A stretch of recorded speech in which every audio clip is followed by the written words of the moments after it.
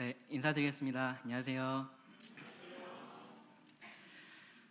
네, 오늘도 고린도전서 13장이 본문이고요. 오늘 말씀의 제목은 사랑은 한다, 두 번째 시간입니다. 성경을 다 펴고 계신가요? 네, 그럼 고린도전서 13장 말씀 전체를 먼저 한번 읽겠습니다. 내가 사람의 방언과 천사의 말을 할지라도 사랑이 없으면 소리나는 구리와 울리는 꽹과리가 되고, 내가 예언하는 능력이 있어 모든 비밀과 모든 지식을 알고 또 산을 옮길 만한 모든 믿음이 있을지라도 사랑이 없으면 내가 아무것도 아니요. 내가 내게 있는 모든 것으로 구제하고 또 내 몸을 불사르게 내줄지라도 사랑이 없으면 내게 아무 유익이 없느니라. 4절부터 7절 우리 한 목소리로 읽어보겠습니다. 사랑은 오래 참고, 사랑은 온유하며 시기하지 아니하며, 사랑은 자랑하지 아니하며 교만하지 아니하며, 무례히 행하지 아니하며, 자기의 유익을 구하지 아니하며, 성내지 아니하며, 악한 것을 생각하지 아니하며, 불의를 기뻐하지 아니하며, 진리와 함께 기뻐하고, 모든 것을 참으며 모든 것을 믿으며 모든 것을 바라며 모든 것을 견디느니라. 사랑은 언제까지나 떨어지지 아니하되 예언도 패하고 방언도 그치고 지식도 패하리라. 우리는 부분적으로 알고 부분적으로 예언하니 온전한 것이 올 때에는 부분적으로 하던 것이 패하리라. 내가 어렸을 때에는 말하는 것이 어린아이와 같고 깨닫는 것이 어린아이와 같고 생각하는 것이 어린아이와 같다가 장성한 사람이 되어서는 어린아이의 일을 버렸노라.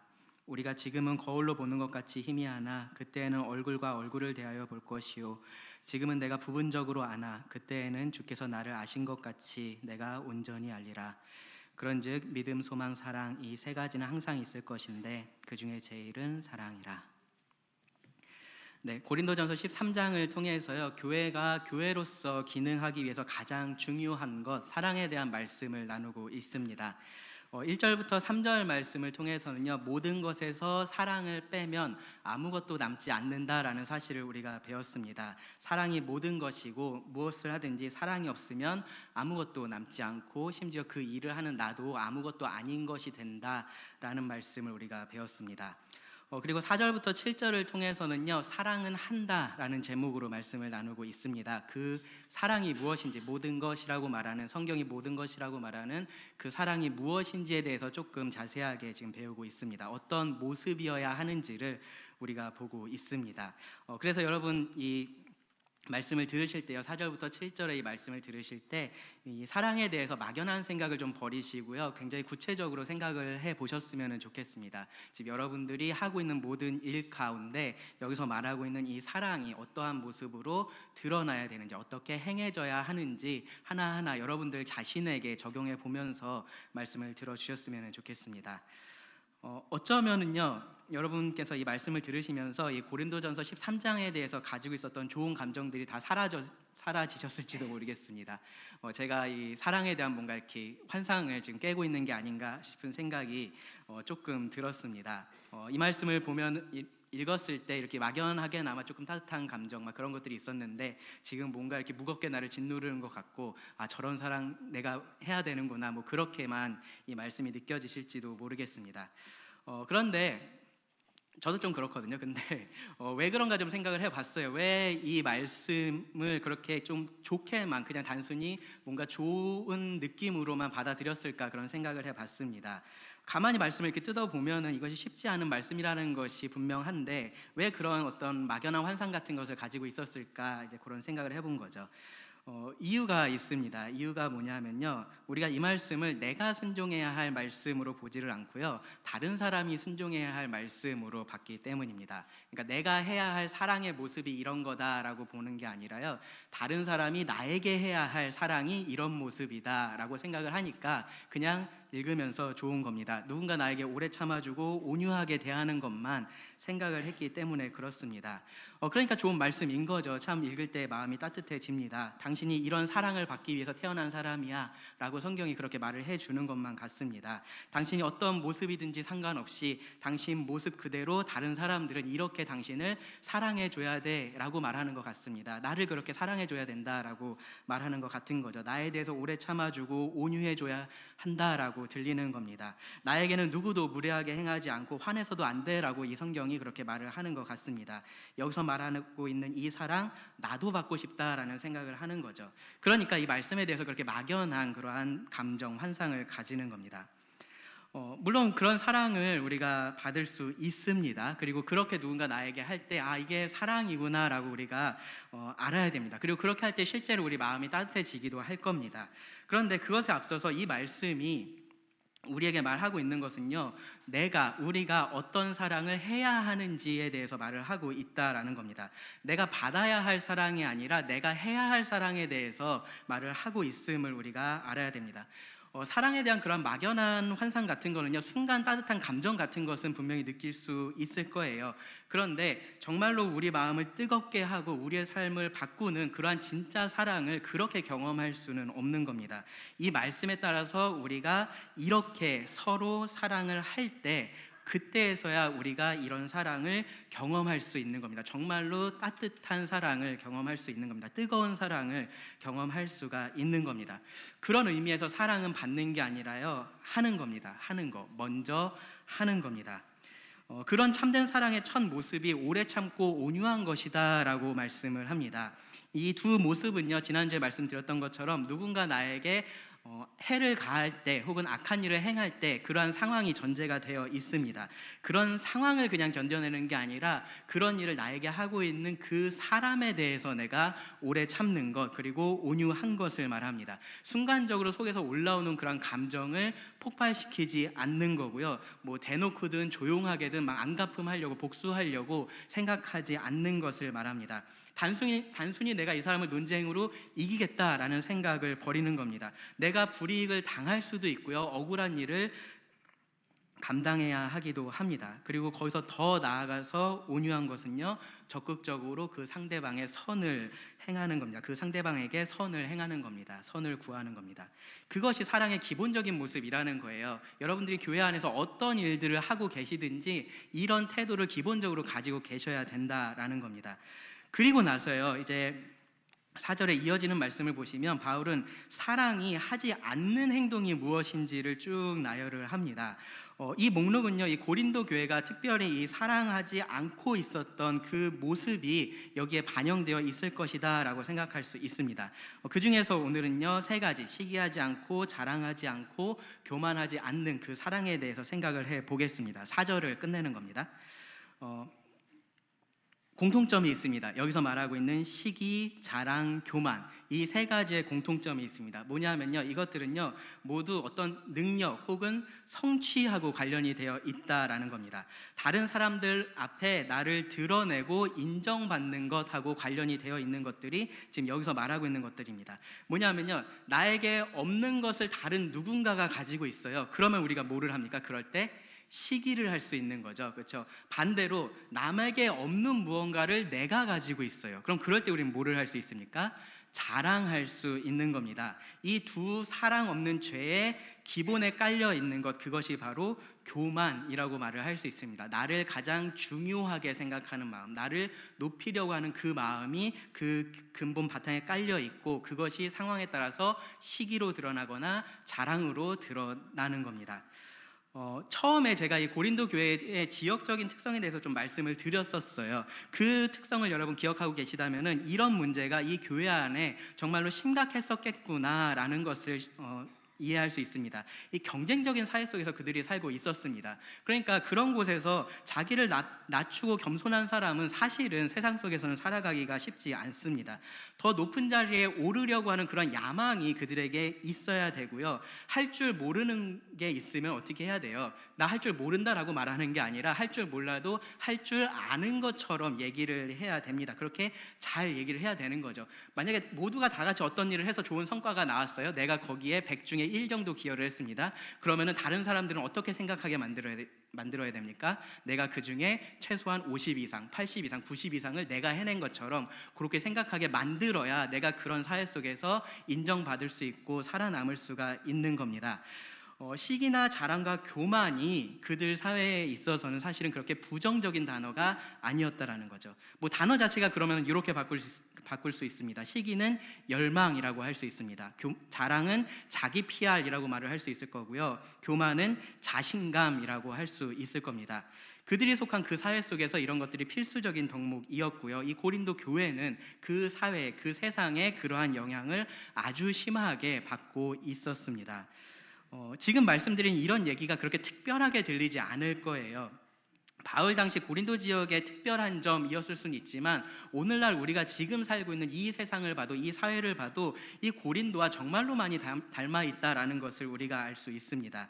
우리가 그런 경쟁 사회 속에서 살고 있고요. 그 속에서 나를 중요시 여기고 나를 나타내고 나를 과시하고 그렇게 해야지만 된다라는 것을 배우면서 우리는 자라갑니다.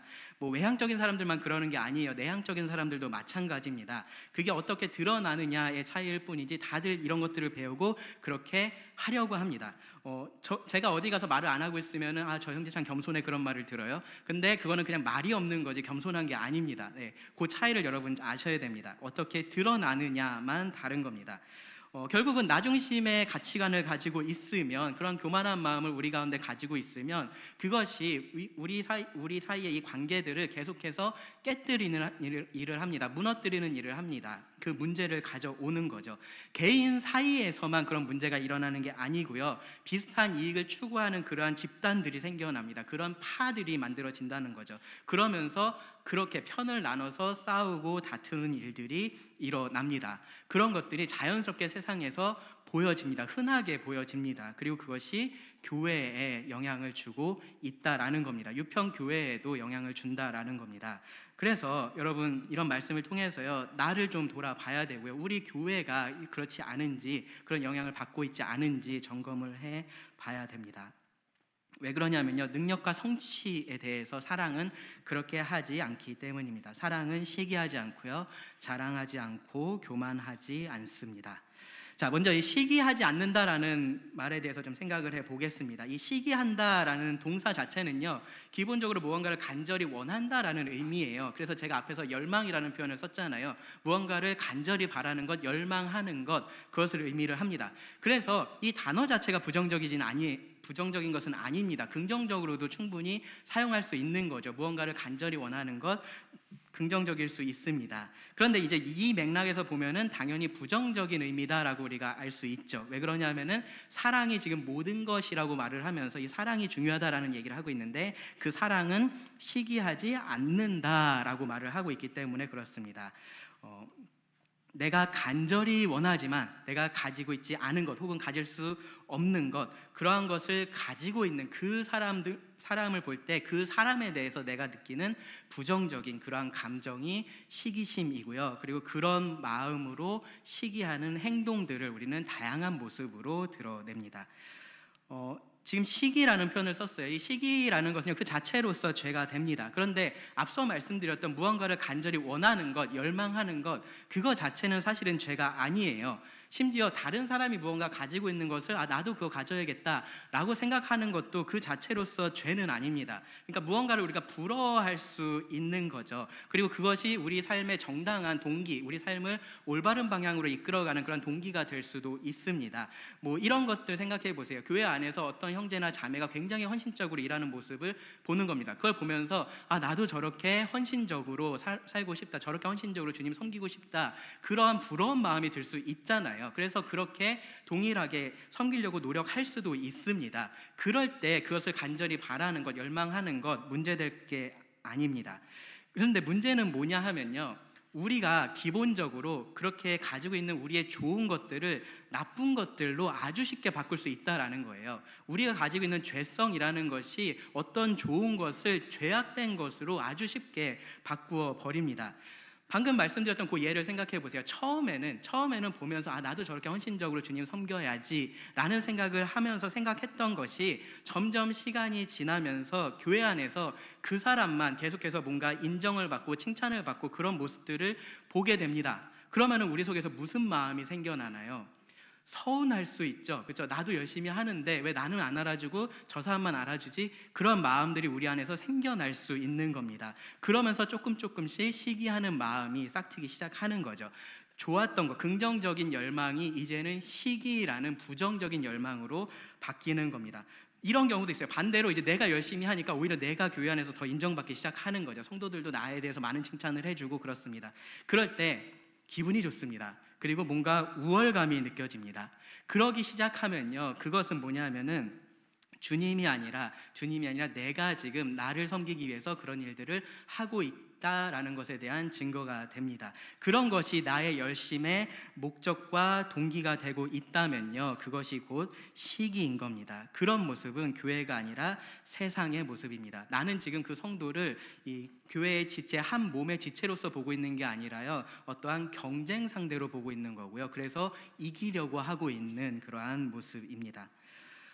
그런 시기가 훨씬 더 죄악된 모습으로 드러날 수도 있어요. 단순히 나도 저거 가지고 싶어를 넘어서서요, 이런 마음을 품는 거죠. 나만 저것을 가져야 돼 라는 마음을 품는 겁니다. 혹은요, 저것을 빼앗아서 내 것으로 만들어야 돼. 그러니까 저 사람이 하지 못하게 하는 것, 그러니까 내가 이걸 할 수 있는 것뿐만 아니라 저 사람이 저것을 하지 못하게 만들어야겠다라는 생각까지도 하는 거죠. 혹은요, 자기가 그것을 가질 수 없으면 아무도 가져서는 안 돼 라고까지 생각을 할 수 있습니다. 그것이 시기입니다. 그것이 시기가 점점점 죄악된 모습으로 발전돼 가는 모습입니다. 그리고 그렇게 우리가 시기하기 시작하면요, 우리의 관계라는 것은 아주 쉽게 무너져 내립니다. 자, 성경에서 예를 찾아볼게요. 이 시기의 죄는요, 성경에서 정말로 어렵지 않게 찾아볼 수 있습니다. 아주 대표적으로 창세기에서 여러분들이 조금만 읽어보시면 이 시기의 죄가 나옵니다. 어디쯤 나올까요? 네? 네, 가인과 아벨, 그렇죠. 가인과 아벨 보면은 바로 나옵니다. 아벨을 시기해서 이 가인이 살인까지 저지릅니다. 자, 무슨 일인지 아실 테니까 제가 굳이 설명하지 않겠습니다. 가인에게 뭐가 문제였을까요? 가인에게 뭐가 중요했을까요? 자신의 재물을 하나님께서 받지 않으셨다라는 것이 중요했을까요? 그렇지 않아요. 네. 자신의 재물을 하나님께서 받지 않으신 것, 그거 자체가 가인에게 중요한 문제였으면 그렇게 일이 되었을 때 가인이 어떻게 했을까요? 뭐 아버지에게 가서 물어볼 수 있겠죠. 제가 뭐를 잘못했을까요? 혹은 동생에게 가서 물어볼 수도 있었을 겁니다. 혹은 이 시대라면 어떻게 해도 할 수 있어요? 직접 하나님한테 물어볼 수 있어요. 그렇죠? 하나님한테, 하나님, 제가 어떻게 했는데 하나님께서 제 재물은 받지 않으셨으니까 제가 뭘 어떻게 하면 될까요? 라고 그렇게 물어볼 수도 있었습니다. 만약에 하나님께 기쁨의 제사를 드리는 것 자체가 이 가인의 목적이었다면 그렇게 할 수 있었다라는 거죠. 그런데 그렇게 하지 않았습니다. 뭐가 문제였냐 하면요, 가인에게 있어서 정말로 중요했던 것, 그것은 뭐였냐 하면요, 하나님께서 자기 재물은 받지 않고 동생 아벨의 재물은 받으셨다라는 데 있었습니다. 그것을 가인이 원하지 않고 있었던 겁니다. 아까 전에 그 캠프 다녀온 청년들이 했었던 그 찬양 가사 중에 그런 게 있었어요. 주님께서 나를 귀하게 쓰시든지 천하게 쓰시든지 상관없다. 주님의 손에 들려진 도구가 되면 그것으로 감사하다라는 얘기를 했잖아요. 우리가 그런 마음을 품을 수 있어요. 그런 마음을 품을 수 있는데 대부분 우리는 어디서 무너지냐 하면은 주님께서 나는 천하게 쓰는데 누군가는 귀하게 쓰는 게 보일 때입니다. 네. 내가 귀한 사람이 되든 천한 사람이 되든 그건 아무 상관이 없어요. 근데 나는 천한데 누군가는 귀한 것이 내 눈에 보일 때, 그럴 때 우리의 마음이 무너지기 시작합니다. 만약에 하나님께서 가인의 제사는 받고 동생의 재물을 받지 않으셨으면 그것 때문에 가인이 그렇게 문제를 일으킬 수 있었을까요? 그러지 않았을 겁니다. 심지어 가인이 아벨을 위로했을지도 몰라요. 동생아, 이런 것들을 네가 잘못해서 그랬을 거야. 다음에 이렇게 잘해봐. 그렇게 했을지도 모릅니다. 그런데 반대의 상황이 됐을 때 이 가인은 시기의 죄를 다스리지 못하고 동생을 살해했습니다. 이 시기의 죄가 그 친밀한 관계를 무너뜨렸던 겁니다. 형제애를 무너뜨렸던 겁니다. 똑같은 일, 정말 비슷한 일이 또 한 번 나옵니다. 어디서 나올까요? 요셉. 네, 요셉과 요셉의 형들 사이에서 똑같은 문제를 발견할 수 있습니다. 그 상황에서는요, 사실 형들이 어떤 아버지의 편애의 피해자다라고 그렇게 생각할 수도 있는 상황이에요. 그런데 그 형들을 생각해 보면요, 이 형들도 마찬가지로 만약에 자신들이 요셉의 상황이었다면 아무런 문제가 없었을 겁니다. 그들이 원했던 것은요, 자신들이 아버지의 사랑을 더 받는 것이었고, 그러지 못했을 때 그것을 가지고 있는 동생을 시기했었던 겁니다. 동생을 사랑으로 대하지 않았고요, 시기심으로 대했습니다. 그리고 그렇게 했을 때 가인과 마찬가지로 동생을 죽이려고까지 했었죠. 그렇죠? 그러다가 결국은 종으로 팔아버렸습니다. 다윗을 시기했었던 사울도 마찬가지입니다. 사울은요, 자기보다 더 많은 사람들에게 인정을 받고 있는 이 다윗을 시기를 했습니다. 사울이 죽인 자는 천천히고 다윗은 만만이다라는 소리가 들렸을 때 그 안에서 질투심이 불타올랐습니다. 그러면서 다윗이 자기 자리를 넘본다라고 그렇게 위협을 느꼈고요. 그러면서 다윗을 제거하려고 노력했습니다. 시기의 결과인 거죠. 무언가를 바라는 것은 문제가 될 것이 없습니다. 그런데 무언가를 그렇게 간절히 열망하는 것이 아주 쉽게 그것이 나의 것이 되어야 되고 반드시 나만의 것이 되어야 된다라는 그런 집착으로 바뀔 수 있는 거고요. 그것이 시기의 죄로서 이 관계의 파괴라는 열매를 맺는 겁니다. 앞서서 말씀드렸던 이 예들에서요, 우리가 한 가지 더 주목할 게 있어요. 만약에 가인이 아벨과 함께 제물을 드린 게 아니라 아담과 함께 제물을 드렸다, 따로따로 제물을 드렸다라고 한번 생각을 해 보시기 바랍니다. 그렇게 했는데 하나님께서 아담의 제물은 받으셨고 이 가인의 제물은 받지 않은 거죠. 가인이 어떻게 했을까요? 만약에 그런 상황이었다면 아마도 모르긴 몰라도요, 아벨에게 느꼈던 감정을 그대로 느끼지는 않았을 겁니다. 그렇게 시기하는 마음이 그에게 들지는 않았을 겁니다. 왜 그러냐 하면은 아담은 가인의 아버지잖아요. 그렇죠? 아버지이기 때문에 가인이 시기할 대상에 들어가 있지 않았을 겁니다. 요셉의 형들도 마찬가지예요. 그들은 아버지 야곱을 시기하지 않았습니다. 야곱도 좋은 옷 입었겠죠. 그렇죠? 근데 그것을 시기하지 않았어요. 그 아버지에게 가서 절하는 것 그들에게 크게 문제될 것이 없었습니다. 근데 뭐가 문제인 거예요? 자기들보다 낫다라고 생각하는 그 동생에게 그렇게 해야 된다라는 것, 그 동생이 특별한 대우를 받는다라는 것, 그것이 문제였던 거죠. 이 시기라는 것은요, 대부분 어디에서 발생하냐 하면요, 비슷한 입장에 있는 사람들, 비슷한 상황에 있는 사람들 그 사이에서 발생을 합니다. 내가 나하고 비슷하다라고 생각했던 그 사람, 혹은 나보다는 조금 아래라고 생각했었던 그 사람이 나보다 더 잘하는 것이 보이거나 나보다 더 인정받는 것이 보이거나 할 때에, 그럴 때 이 시기의 죄가 우리를 다스리려고 하는 겁니다. 그때 우리를 지배하려고 하는 겁니다. 그렇게 해서 우리의 관계를 무너뜨리려고 하는 겁니다. 자, 고린도 교회는 어땠을까요? 이 고린도 교회 안에 있었던 이 분쟁의 원인이 바로 시기였습니다. 고린도전서 3장 3절 4절을 보시면요, 너희는 아직도 육신에 속한 자로다. 너희 가운데 시기와 분쟁이 있으니 어찌 육신에 속하여 사람을 따라 행함이 아니리요. 어떤 이는 말하되 나는 바울에게라 하고 다른 이는 나는 아볼로에게라 하니 너희가 육의 사람이 아니리요. 여기 보면은 바울이 너희가 육신에 속한 사람이다, 너희가 육신에 속해서 사람을 따라 행한다, 너희가 육의 사람이다, 그러한 표현들을 계속해서 반복해서 사용을 합니다. 무슨 말이냐면은 이 교회가 지금 육에 속한 그 세상하고 아주 똑같이 행동하고 있었다라는 거예요. 전혀 다를 게 없었다라는 겁니다. 뭐가 그것을 보여줬냐면은 이 교회가 교회 안에 파벌이 생긴 것이 그것을 보여줬습니다. 교회 안에 바울파가 생겨났습니다. 아볼로파가 생겨났습니다. 게바파가 생겨났습니다. 게바가 누구죠, 학생들? 지난주에 배웠잖아. 베드로, 그렇죠? 예, 베드로입니다. 그렇죠? 베드로파가 생겨났습니다. 그리스도파까지 생겨났어요. 이런 상황들을 우리가 추론해 볼 수 있습니다. 그 안에서 어떤 일이 있었는지 우리가 성경에서 구체적으로 말하고 있지 않기 때문에 정확하게 알 수는 없지만 이런 일이 있었을 것이다 라고 우리가 상상을 좀 해볼 수 있습니다. 뭐냐 하면은 이 교회 안에서 어떤 성도가 바울하고 뭔가 친밀한 관계 속에 있었다거나 혹은 특별한 어떤 것들을 함께 일을 했다거나 그러한 일들이 있었을 겁니다. 그리고 그러한 것들이 이제 그 교회 안에서 이야기를 했었던 거죠. 그러면서 사람들이 이제 그 사람을 찾아와서 그 이야기를 듣고, 그러면서 이렇게 좋은 얘기 우리만 하지 말고 앞에 나가서도 해주세요. 막 그런 식으로 했었을지 모릅니다. 그러니까 이 사람이 점점 그 가운데서 높임을 받고 있는 겁니다. 그랬을 때 그와 비슷한 위치에 있었던 누군가가 시기하기 시작한 거죠. 그러면서 뭐 바울? 그럼 나는 아볼로야 라고 하면서 아볼로를 내세우고 그 아볼로파를 모으기 시작했을 겁니다. 어떤 사람은 바울? 그래 나는 그럼 예수님의 수제자 게바로 갈 거야 하면서 게바파를 만들고 파당을 나누기 시작했을 겁니다. 그러면서 자신들이 따르는 그 사람들이 얼마나 대단한지를 두고서 싸웠을 거예요. 이 게바야말로, 베드로야말로 예수님의 수제자다, 예수님의 제자들 중에 가장 으뜸이다라고 그렇게 자랑을 했을지 모릅니다. 바울이야말로 우리 교회를 개척한 사람이고 가장 학력이 좋은 뛰어난 그런 교사다라고 자랑을 했을지 모릅니다. 아볼로가 언변에 뛰어나다라고 성경이 말을 해요. 이 아볼로만큼 언변이 뛰어난 사람이 어디 있느냐라고 그렇게 자랑을 했을지 모릅니다. 그러면서 다른 사람들을 깎아내리는 일도 했을 겁니다. 폄훼하는 일을 했겠죠. 바울은 제대로 된 예수님의 사도가 아니었을 거다라고 말을 했을 수도 있고요. 아볼로는 그냥 바울이 다 해놓은 거 거기 와서 그 밥상에 그냥 숟가락 하나 얹은 거 아니냐 그런 식으로 말을 했을지도 모릅니다.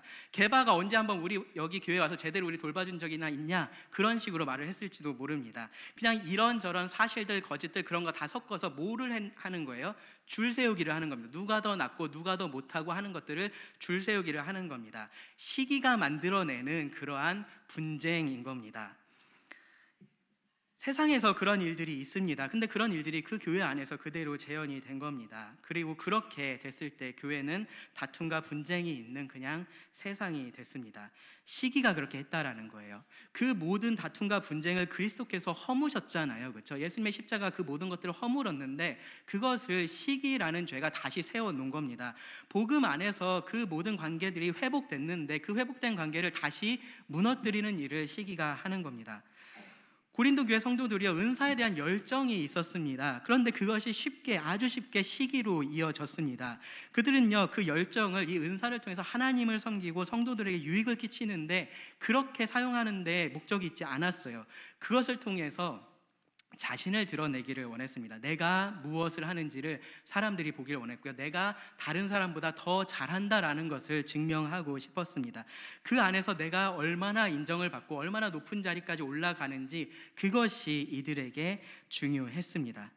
서로가 비슷한 입장에 있었습니다. 이 고린도 교회를 생각해 보면요. 누군가는 신앙생활을 막 20, 30년씩 하고 누군가는 각 구원받고 그런 일들이 많지 않았을 거라는 거예요. 처음 생겨난 교회였습니다. 그 안에서 비슷한 환경에서 비슷한 사람들이 많이 구원을 받았어요. 세상에서는 어떨지 모르지만 최소한 영적으로 봤을 때 이들은 비슷하게 뭔가 출발선에서 땅 하고 출발을 한 그러한 상황에 있었던 거죠. 그러니까 그 안에서 더 경쟁심이 더 일어났을 수 있습니다. 그래서 이 시기의 죄가 이 고린도 교회에 더 쉽게 파고들 수 있었을 겁니다. 뭐가 됐든지요, 은사가 사랑이 아니라 시기로 사용이 되면요, 은사는 교회를 세우는데 아무런 역할도 하지를 못합니다.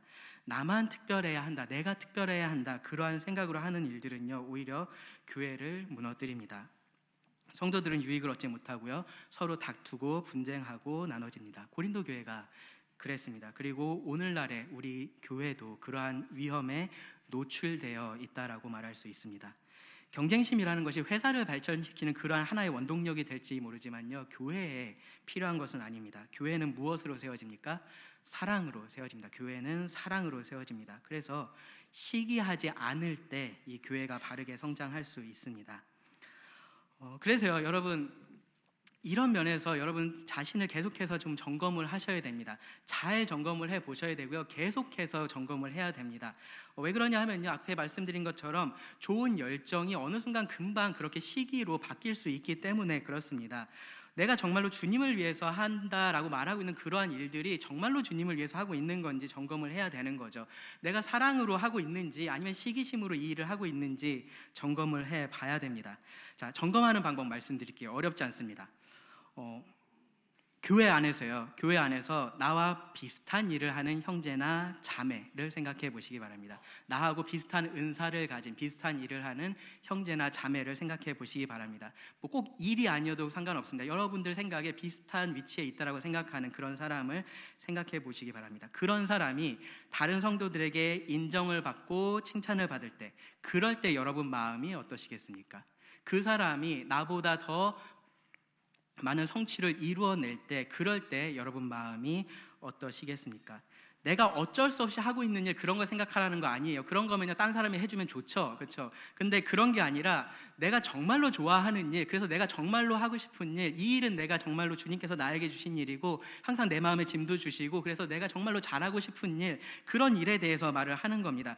그런 일을 나보다 어린 누군가가 더 잘하는 겁니다. 교회에 새로 온 누군가가 나보다 더 그런 일들을 잘 하는 겁니다. 애초에 나보다 더 낫다라고 생각하지 않았던 그 사람이 어느 순간에 보니까 나보다 훨씬 더 잘하고 있는 겁니다. 내 친구가 나보다 더 잘하고 있고요, 나보다 더 좋은 결과를 만들어내고 있습니다. 그래서 교회 안에서 다른 사람들에게 인정도 받고 많이 칭찬을 받습니다. 그럴 때 여러분 마음이 어떤지 생각해 보시라는 겁니다. 그런 상황이 진짜로 벌어지지 않을 수 있죠. 그러면 한번 생각을 해보세요. 만약에 내가 아니라 다른 누군가가 이렇게 했을 때 내가 그것을 어떻게 받아들일 수 있는지, 내가 피아노를 치는데 내가 아닌 다른 누군가가 이 자리에 와서 피아노를 치고 있다면, 내가 예배 인도를 하고 있는데 내가 아니라 다른 누군가가 하는데 더 칭찬을 받는다면, 내가 말씀을 전하는데 다른 누군가가 말씀을 전할 때 더 성도들이 좋아한다면, 그러한 것들을 한번 생각해 보시라는 겁니다. 그럴 때요, 여러분 그런 상황이 기쁨이 되시고요, 그리고 그런 사람이 있다는 것에 대해서 정말로 주님께 감사하실 수 있다면요, 그렇다면 여러분은 지금 그 일을 온전히 주님을 위해서 하고 계신 게 맞습니다. 네, 여러분 사랑으로 하고 계시는 겁니다. 잘 하고 계시는 겁니다. 왜 그러냐면요, 사랑으로 하는 거기 때문에 누가 하는지는 중요하지 않은 겁니다. 내가 꼭 그 일을 할 필요가 없는 거예요. 나보다 더 잘하는 사람이 있으면 그 사람이 하면 됩니다. 그 사람이 해서 더 주님께 영광 돌리면 되고 성도들에게 유익을 끼치면 그걸로 내가 만족할 수 있는 겁니다. 그걸로 내가 기뻐할 수 있는 겁니다. 사랑으로 하는 사람은 그렇게 한다라는 거예요. 그렇게 했던 사람이 있어요. 예수님에 대해서 그렇게 했었던 사람, 세례 요한입니다. 세례 요한. 세례 요한 뭐라 그랬습니까? 그는 흥하여야 하겠고 나는 쇠하여야 하리라 라고 말했습니다. 그러면서 나에게는 그런 기쁨이 충만하다라고 말을 했습니다. 우리가 다른 성도들에 대해서 그렇게 할 수 있다면 그것이 정말로 우리가 사랑으로 그 일을 하고 있다라는 증거가 된다라는 겁니다. 어쩌면요, 비교해 봤을 때 나는 그렇게 큰 일을 못할 수 있어요. 네, 나는 그런 일들을 못하게 될 수 있습니다. 그 사람에 비해서 나는 정말로 교회 안에서 작은 일만 그냥 해야 될 수도 있습니다. 그런데 상관없잖아요, 그렇죠? 상관없습니다. 내가 주님께서 나에게 주신 것이 그것이라면 그 일을 하면 되는 겁니다. 열심으로 충성스럽게 하면 되는 겁니다. 그게 사랑으로 일하는 모습입니다. 만약에요, 여러분, 만약에 그런 상황에서 기뻐할 수 없다면요, 기뻐할 수 없다면 내 안에 이 교회를 무너뜨리려는 그 시기의 죄가 지금 싹을 틔우고 있다라는 것을 아셔야 됩니다. 그런 싸움을 그 안에서 이제는 시작하셔야 됩니다. 아마 대부분 그런 경우일 거예요. 네, 대부분 그러한 싸움이 여러분 안에 있을 겁니다. 그 싸움을 하셔야 됩니다. 하나님께서 가인에게 말씀하셨어요. 죄가 너를 원하지만 네가 그 죄를 다스려야 된다. 네, 우리가 그것을 해야 되는 겁니다. 우리 안에 있는 이 시기의 죄가 우리를 다스리려고 합니다. 지배하려고 합니다. 그렇게 해서 교회를 무너뜨리려고 합니다. 그럴 때 내가 그 죄를 다스릴 수 있어야 한다라는 겁니다. 가인이 그 아벨을 죽인 후에요, 하나님께서 가인에게 네 아우 아벨이 어디 있느냐라고 그렇게 물으셨어요. 그때 가인이 뭐라고 대답했는지 아십니까? 내가 내 아우를 지키는 자니까 라고 그렇게 물었습니다. 아니라는 얘기죠. 자기는 아니라는 겁니다. 근데 사실은 맞는 겁니다. 네, 가인은 자기 아우 아벨을 지키는 자가 맞습니다. 우리도 마찬가지인 거예요. 우리도 형제 자매를 지키는 사람들이 되어야 됩니다. 시기라는 것이요, 우리 사이에 있을 자리는 없습니다. 죄가 우리를 다스리게 그냥 두어서는 안 됩니다. 사랑은요, 다른 성도의 재능을 시기하지 않습니다. 그들의 성취를 시기하지 않습니다. 그들의 업적을 내가 시기하지 않습니다. 내가 특별한 사람이 되지 않아도 괜찮습니다. 사람들이 나를 알아주지 않아도 괜찮은 거고요, 내가 원하는 어떤 일을, 그 일을 꼭 내가 하지 않아도 상관없습니다. 다만 하나님께서 주신 그 은사에 따라서, 그 분량에 따라서 충성하는 겁니다. 사랑은 그렇게 하는 겁니다. 자, 다음으로 사랑은 자랑하지 않습니다. 사랑은 자랑하지 않습니다. 앞서서 시기가 이제 다른 사람의 그런 재능과 성취에 대한 죄악된 반응이라면요, 이 자랑이라는 것은 나의 재능과 성취에 대한 죄악된 반응이라고 할 수 있습니다. 여기서 말하는 자랑이라는 것은요, 과시하는 거고요, 우쭐대는 거고 뽐내는 것을 의미를 합니다. 남들 앞에서 자기를 칭찬하는 거예요.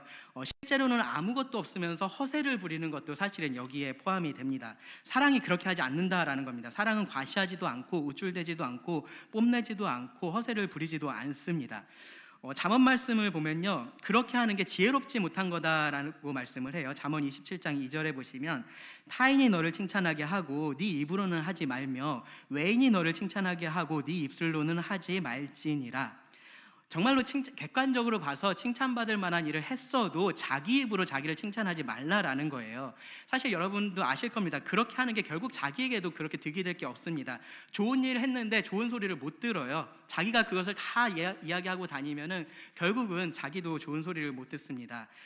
교회가 아니라 세상에서도요, 그렇게 자기 자랑이 심한 사람은요, 그가 가진 것 때문에 그 주변에 이렇게 머무는 사람은 있을지 몰라도 그것이 사라지면 그 주변에 머무는 사람이 없습니다. 자랑하는 것 지혜롭지 못합니다.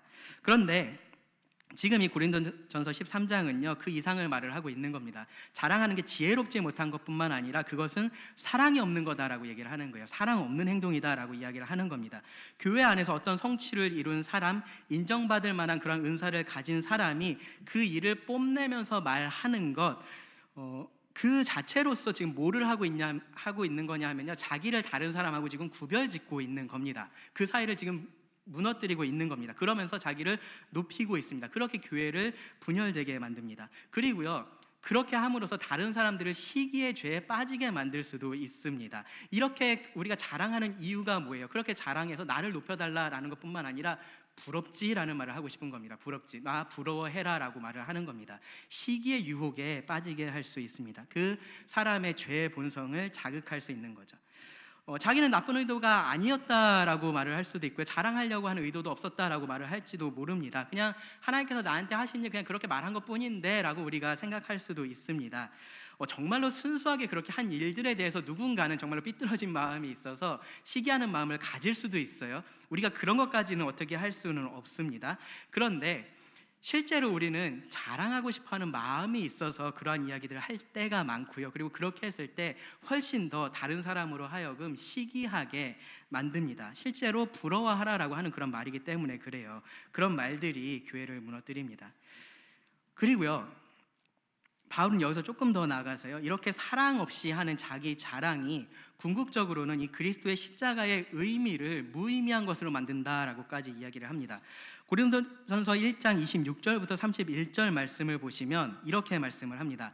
형제들아, 너희를 부르심을 보라. 육체를 따라 지혜로운 자가 많지 아니하며 능한 자가 많지 아니하며 문벌 좋은 자가 많지 아니하도다. 그러나 하나님께서 세상에 미련한 것들을 택하사 지혜 있는 자들을 부끄럽게 하려 하시고 세상에 약한 것들을 택하사 강한 것들을 부끄럽게 하려 하시며 하나님께서 세상에 천한 것들과 멸시받는 것들과 없는 것들을 택하사 있는 것들을 폐하려 하시나니 이는 아무 육체도 하나님 앞에서 자랑하지 못하게 하려 하심이라. 너희는 하나님으로부터 나서 그리스도 예수 안에 있고 예수는 하나님으로부터 나와서 우리에게 지혜와 의로움과 거룩함과 구원함이 되셨으니 기록된 바 자랑하는 자는 주 안에서 자랑하라 함과 같게 하려 함이라.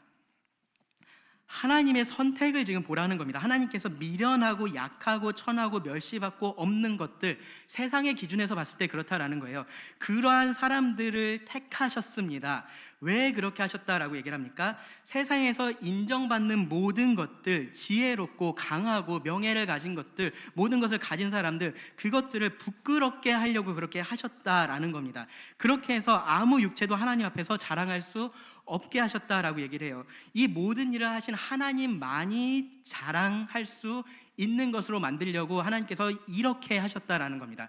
이게 복음이고요. 이것이 그리스도의 십자가가 가지는 궁극적인 의미라는 거예요. 결국 뭡니까? 그리스도께서 이렇게 하셔서 우리로 하여금 우리가 아니라 우리의 어떠함이 아니라 오직 하나님께서 하신 그 일을 하나님을 자랑하게 만들려고 그렇게 했다라는 겁니다. 그것이 십자가입니다. 그런데 그런데 그렇게 하나님의 선택을 받은 그 구원받은 사람들이 자기가 이룬 그 성취를 자랑하고 있으면, 자기 재능을 자랑하고 있으면, 그것을 가지고 뽐내고 있고 우쭐대고 있다면 그것이 뭐를 의미하겠느냐라는 겁니다.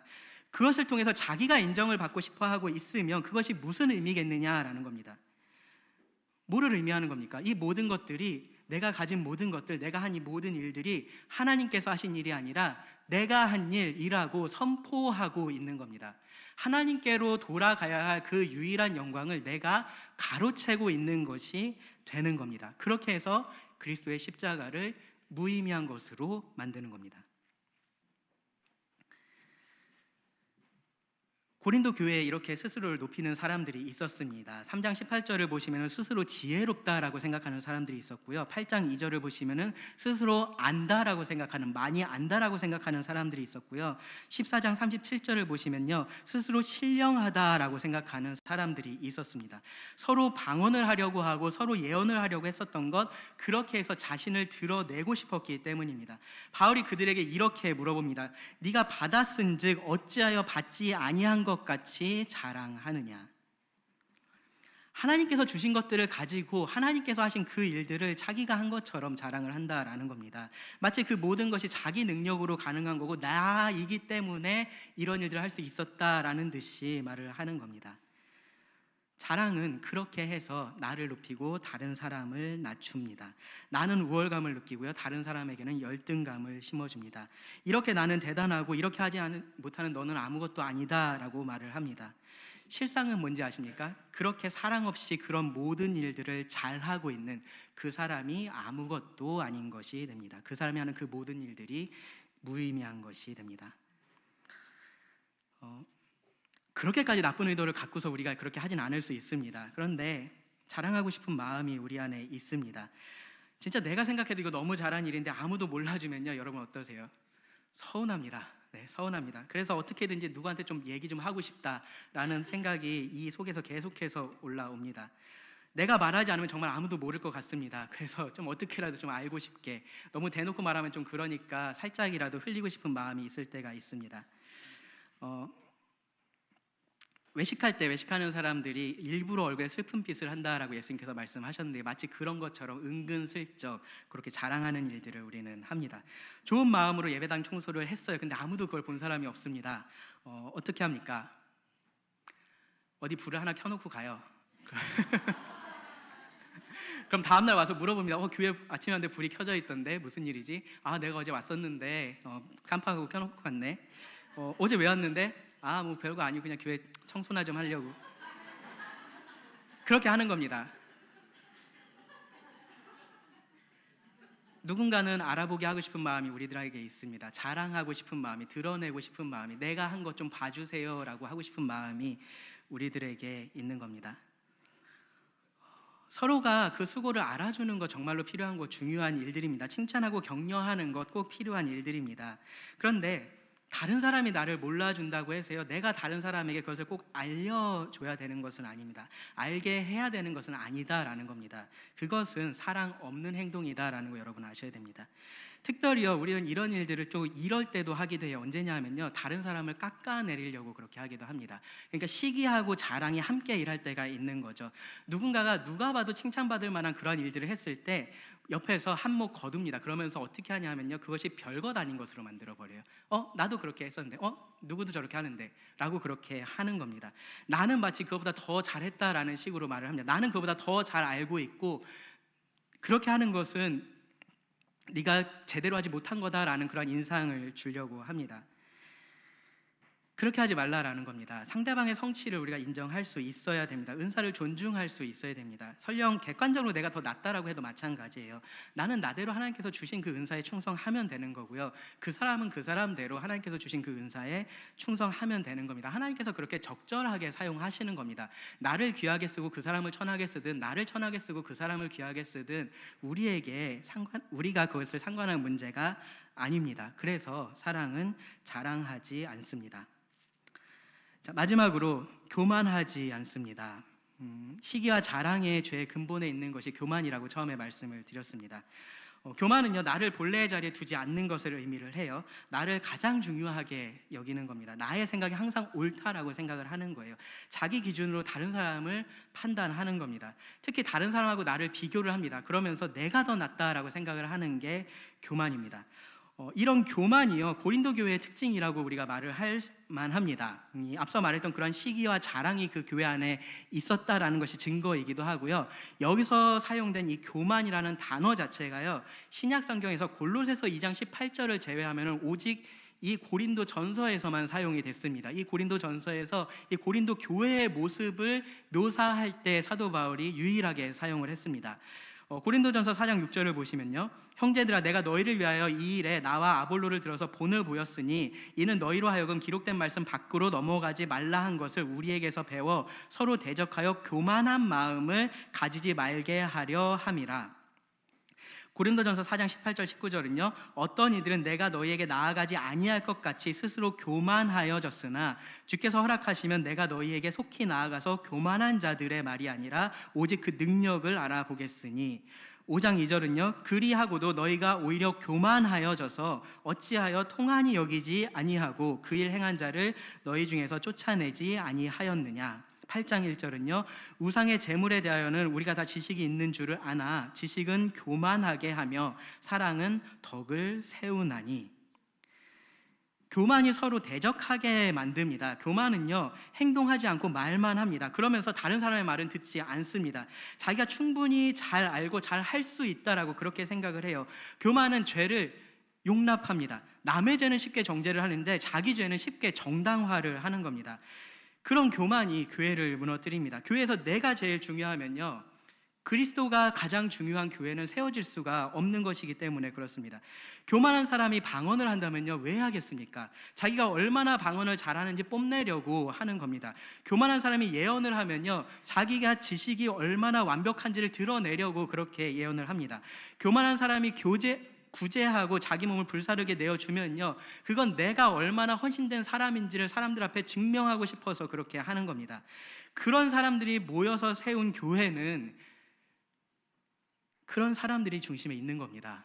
그리스도가 중심에 계시지 않습니다. 그리고 그리스도가 중심에 계시지 않은 교회는 교회가 아닙니다. 교만한 열심은 교회를 무너뜨릴 뿐입니다. 사랑은 그래서 교만하지 않습니다. 자기 중심적이지 않다라는 거예요. 자기를 드러내고 싶어 하지 않는다라는 겁니다. 자기를 가장 중요하게 생각하지 않는다라는 거예요. 내가 항상 옳다라고 생각하지 않는다라는 말입니다. 자기가 더 낫다라고 생각하지 않는다라는 겁니다. 여러분, 교회 안에서 여러분들이 어떤 마음과 어떠한 목적으로 행하시는지 돌아보시기 바랍니다. 그 일을 통해서 내가 남보다 낫다라는 것을 보여주고 싶은지, 혹은 내가 더 낫지 않아서 좀 속상한지 여러분 점검해 보시기 바랍니다. 더 잘 섬기고 싶은데 그게 잘 안 돼서 속상한 게 아니라요, 내가 누구보다 더 낫지 못해서, 혹은 내가 더 나은 사람으로 인정받지 못해서 속상한지 여러분 생각해 보셔야 됩니다. 교만은 내가 더 낫다라고 말하고 싶어요. 근데 사랑은 그렇지 않습니다. 사랑에서 나는 중요하지 않기 때문에 그렇습니다. 하나님이 중요하고요, 다른 성도가 중요한 겁니다. 그런 사랑은 절대로 교만하지 않습니다. 자, 그러면 우리가 어떻게 시기하지 않고 자랑하지 않고 교만하지 않을 수 있을까요? 여기서 시기와 자랑은 교만을 뿌리에 든 열매라고 말씀을 드렸습니다. 그러면 우리가 이 교만의 해결에 초점을 맞추면 됩니다. 그리고 그 해결은요, 이 땅에 살았던 사람 중에 가장 겸손했던 예수님에게서 찾을 수 있습니다. 예수님의 겸손에 대해서 가장 잘 설명한 말씀은 저는 이거라고 생각을 합니다. 빌립보서 2장 6절부터 8절을 보시면, 그는 근본 하나님의 본체시나 하나님과 동등됨을 취할 것으로 여기지 아니하시고 오히려 자기를 비워 종의 형체를 가지사 사람들과 같이 되셨고 사람의 모양으로 나타나사 자기를 낮추시고 죽기까지 복종하셨으니 곧 십자가에 죽으심이라. 여러분, 여기서 우리가 분명하게 알 수 있는 게 있어요. 뭐냐면은 만약에 어떤 사람이 정당하게 자기를 높일 수 있는 그러한 이유가 있다면요, 예수님은 그 누구보다 자기를 높일 수 있는 정당한 이유를 가지고 계신 분이시다라는 겁니다. 왜 그래요? 예수님은 근본 하나님의 본체라고 말하잖아요. 예수님이 가장 높으신 하나님이시기 때문입니다. 예수님이 자신을 아무리 높인다고 해도 그것은 교만이 될 수 없는 거예요. 원래 가장 높으신 분이시기 때문입니다. 그런데 그런 예수님께서 어떻게 하셨냐? 자기를 높인 게 아니라 오히려 낮추셨습니다. 사람의 몸을 입고 사람과 같이 되셨다라고 말을 해요. 그리고 십자가에 죽기까지 복종을 하셨습니다. 이것이 예수님의 겸손의 모습이고요. 사랑이라고 표현할 수도 있을 겁니다. 교만하지 않는 그러한 사랑의 모습을 예수님은 이렇게 우리들에게 보여주신 겁니다. 예수님은 가장 높으신 하나님이셨지만 마치 자기가 우리보다 더 낮은 자인 것처럼, 마치 우리가 더 예수님보다 가치 있는 자들인 것처럼 그렇게 우리를 대하셨던 겁니다. 그렇게 행하셨던 겁니다. 그래서 우리와 같이 되셨습니다. 겸손의 사랑으로 우리와 하나가 되셨습니다. 그래서 우리의 죄를 예수님께서 가져가셨고요. 예수님의 의를 우리들에게 주신 겁니다. 그게 예수님께서 보여주신 겸손의 사랑입니다. 어떻게 그렇게 하셨을까요? 어떻게 그렇게 하셨습니까? 그 핵심이 여기에 있습니다. 하나님과 동등됨을 취할 것으로 여기지 아니하셨다. 하나님과 동등되는 것, 이것은 예수님의 당연한 권리입니다. 예수님이 당연히 주장할 수 있는 권리라는 거예요. 그런데 예수님께서 그것을 마땅히 취할 것으로 생각하지 않으신 겁니다. 그 권리를 주장하지 않으신 거예요. 그게 겸손의 시작에 있습니다. 여러분, 우리가 교만한 이유를 생각해 보세요. 당연히 내가 중요한 사람이라고 생각하기 때문에 교만한 겁니다. 우리가 시기하는 이유는 뭡니까? 나는 마땅히 저것을 가질 자격이 있다라고 생각하니까 시기를 하는 겁니다. 우리가 자랑하는 이유는 어디에 있습니까? 내가 가진 것은 당연히 나의 것이라고 우리가 생각하기 때문입니다. 우리가 이 모든 것들을 당연한 것, 마땅한 것, 나의 것, 나의 권리라고 여긴다면요, 우리는 절대로 이 교만과 시기와 자랑의 죄를 벗어날 수가 없습니다. 그 모든 것들을 우리가 취할 것으로 여기면 그렇다라는 거예요. 반대로 우리가 그것을 취할 것으로 여기지 않을 때, 그럴 때 우리는 이 죄에서 벗어날 수 있습니다. 교만하지 않을 수 있고요, 사랑할 수 있는 겁니다. 그것이 예수님께서 보여주신 본입니다. 여러분, 내가 하는 일들을 모든 성도들이 다 알아줘야 되는 게 아닙니다. 수고를 하면요, 칭찬받을 권리가 나한테 생기는 게 아닌 거예요. 그래서 내가 그것을 주장할 수 있는 게 아닌 겁니다. 여러분, 내가 중요하게 생각하는 일을 다른 성도들도 다 똑같이 그렇게 중요하게 생각해야 하는 것도 아닙니다. 일반적으로 모임 시간을 지키는 것이 중요합니다. 그런데 때로는요, 어떤 교제는 그 시간을 지키는 것보다 더 중요한 일이 있을 수 있는 겁니다. 사실은 그 반대도 마찬가지입니다. 내 생각만 옳은 것이 아니다라는 것을 우리가 받아들여야 됩니다. 누군가 나에게 한 말이요, 어떻게 나한테 그렇게 말할 수 있어? 라는 생각이 들 때도 있습니다. 그 사람이 정말로 말을 잘못했다면요, 그 사람 죄의 문제이겠지만, 그것에 대해서 내가 어떻게 나한테 감히 그렇게 말할 수 있어? 라는 마음이 든다면요, 그거는 교만의 문제입니다. 나의 교만의 문제인 거예요. 내가 마땅히 그 정도의 대우를 받아야 하는 사람이다라고 생각을 하고 있는 것이어서 그렇습니다. 아니, 나를 높이려고 그러는 게 아니라 이건 상식적으로 말이 안 되잖아, 어떻게 그렇게 할 수 있어? 라는 생각이 들 때가 있어요. 그럴 때 여러분, 예수님을 생각해 보세요. 예수님을 어떻게 사람들이 대했는지 생각해 보시기 바랍니다. 예수님이 사람들을 어떻게 대하셨는지 생각해 보시기 바랍니다. 여러분의 상식이 거기에 통하는지 생각해 보시기 바랍니다. 통하지 않습니다. 거기에 통하는 건요, 사랑입니다. 예수님은 사랑으로 사람들을 대하셨습니다. 하나님과 동등됨을 취할 것을 여기지 않으시고 자기를 비우신 예수님은요, 그 어떤 것도 자기에게 당연한 것, 마땅한 것, 상식적으로 누려야 할 것이라고 주장하지 않으셨던 겁니다. 그게 우리가 따라야 될 예수님의 겸손의 본입니다. 예수님은요, 우리가 이렇게 사랑을 실천하는 데 따를 수 있는 그런 완벽한 본을 우리들에게 보여주셨습니다. 그런데 그것뿐만 아니라요, 우리가 그렇게 할 수 있는 유일한 힘이 되기도 하십니다. 우리가 예수님처럼 사랑하게 하시려고 예수님께서 우리를 그렇게 사랑하셨다라는 말입니다. 자기를 낮추고 십자가에 죽기까지 복종하셨습니다. 우리에게 그렇게 하라고 하신 겁니다. 우리가 그렇게 할 수 있게 하시려고 하신 겁니다.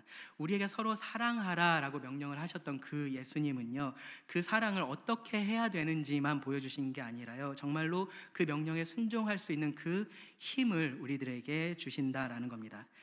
그러니까 여러분, 이런 문제에 있어서 예수님을 바라보시고요, 그리고 예수님을 의지하시기 바랍니다. 그리고 사랑하시기 바랍니다. 시기하지 말고, 자랑하지 말고, 교만하지 마시기 바랍니다. 사랑은 그렇게 하는 겁니다. 기도하고 말씀을 마치겠습니다. 하나님 또 오늘 우리들에게 주신 말씀에 감사를 드립니다. 하나님 우리가 예수님을 닮아서 시기하지 않고 자랑하지 않고 교만하지 않는 사랑을 할 수 있기를 원합니다. 나를 더 중요하게 생각하지 않고 나를 더 나타내려고 하지 않기를 원합니다. 성도가 잘 되는 것을 보며 기뻐하고 하나님이 영광 받으시는 것으로 만족할 수 있기를 원합니다. 우리 안에 있는 교만과 자랑과 그 시기의 죄를 예수님께서 모두 이기셨습니다. 우리도 그렇게 할 수 있기를 구합니다. 우리에게 이길 수 있는 힘을 계속해서 더하여 주시고 또한 우리가 넘어졌을 때 일어날 수 있는 힘을 주시기를 구합니다. 들은 모든 말씀을 주님께 의탁드리며 예수님 이름으로 기도합니다.